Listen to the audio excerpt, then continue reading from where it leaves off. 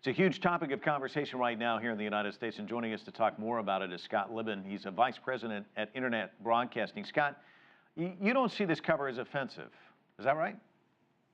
I'm not sure I'd say that. I wouldn't say it's in good taste, but what I will say is I think there is a way to justify it journalistically if the reporting is deep, the research is thorough, and there is sort of redeeming social value to it. And I think there's an argument to be made that that's the case. What about the people who might just say two words too soon? Yeah.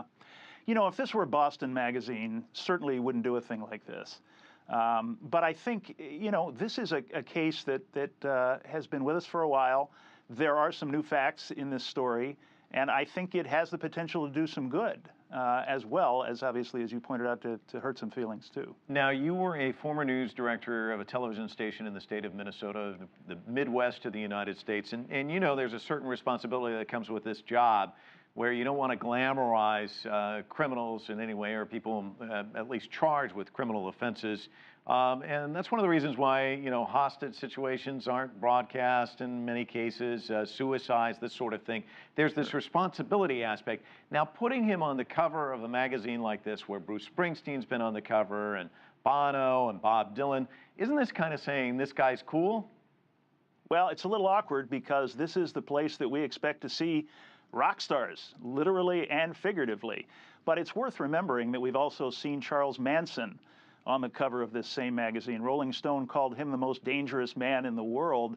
You know, Rolling Stone didn't exactly refer to Dzhokhar Tsarnaev in any terms of endearment. I do understand the pain that surrounds this, but if you look at the cover itself and you look past the image to the words, for one thing, you know, it calls him a bomber. In fact, technically and legally, he's really just a suspect. He hasn't actually been convicted of anything yet. It also calls him a monster. These are not affectionate words. I hear people saying they're afraid this glorifies him, and I get that, but I don't see a halo on this image. And if you read the article, it's a pretty sober assessment of the facts with a lot of enterprise reporting behind it. I want to pull in radio host Ed Tyll to get his take on this because he has some pretty strong feelings about it. Ed, you're not very happy about this. Is that a correct assessment? That's pretty accurate. I am an old, faithful Rolling Stone reader. This is how I found out about all the significant rock and roll events in my life. I understand the point that Jan Wenner is making, that Rolling Stone also plays a journalistic role, but I don't find any sincerity at all in the exhaustive background article that Janet Reitman writes, and when it goes to the advertising department and the cover department, and they are treating a murderer of a child. I understand he's a suspect, but to America, he is the murderer of a child. And when you read the article, he's the one who wrote F-bomb America. I don't see him in this venue. It destroys the venue for me, Jimi Hendrix, and my legendary heroes of rock and roll belong in the flattering light that Rolling Stone has selectively chosen. It is a marketing decision, make no mistake. The journalism is in Janet Reitman. The subtitle says that he fell from some innocent life into terrorism. Lo, if only we knew that. So I resent the way Rolling Stone has contrived this event, and yes, they are safe when they cloak it in journalism. Journalism has a storied past, and Rolling Stone recurs that past today. Let me jump in here for just a second. I want to get both of you to just comment on this one.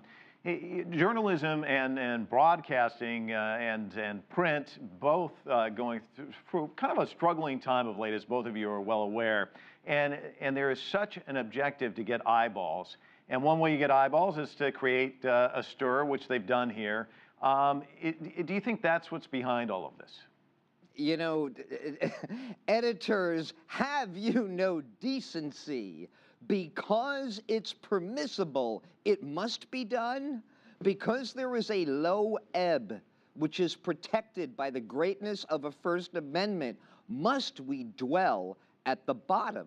I feel Jan Wenner and the Rolling Stone magazine staff decided the bottom was the way to go. It is an economic pressure, but it's detestable in its use of what Americans know and what Americans experience in that magazine. And now, Scott, I want to get your take on this. Yeah, let's remember that Tsarnaev is now not only in the company of the Bob Segers and Bruce Springsteens of the world, but also of Charles Manson. And that occurred 43 years ago on the cover of this same magazine. I didn't see any glorification there. And when I see Tsarnaev called a bomber, called a monster, you don't even have to open the cover to see that characterization of him.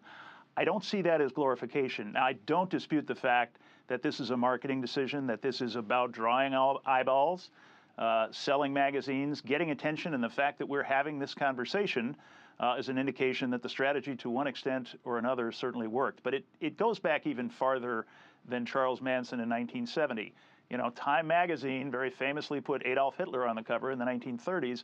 We don't put just heroes on the cover. I know that Time is a different sort of publication, but times have changed since then, and yet I would there are people certainly who've suggest changed the world and Yes. get scrutiny. Well, you know what, Go ahead, gentlemen, I'm afraid we've run out of time, but Ed, thank you for joining us from Orlando, and Scott, thank you for joining us in Minneapolis. Certainly appreciate your comments and thoughts tonight.